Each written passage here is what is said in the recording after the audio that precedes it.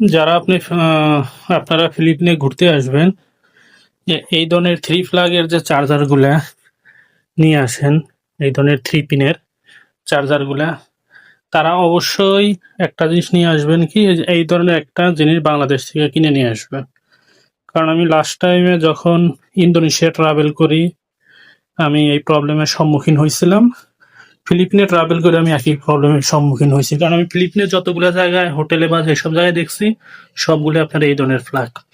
ওখানে আপনারা 3 pin connect করতে পারবেন। এই জন্য আপনারা এই ধরনের একটা কনভার্টার কিনে চেষ্টা করবেন, যে দেশ থেকে ট্রাভেল করতে আসেন অবশ্যই এই ধরনের একটা পিন নিয়ে আসবেন। তাহলে হবে কি, আপনারা এই ধরনের চার্জারগুলো অতি সহজেই চার্জ দিতে পারবেন। ধন্যবাদ। আর একটা কাজ করবেন, আপনারা ফিলিপিনে ল্যান্ড করার আগে বা সম্ভব হলে একদিন আগে ফিলিপিনের একটা ওয়েবসাইট আছে, ই ট্রাভেল ফিলিপিন গভর্নমেন্ট। আমি সম্ভব হলে লিঙ্কটা কমেন্ট সেকশন দিয়ে দেবো ডিসক্রিপশনে।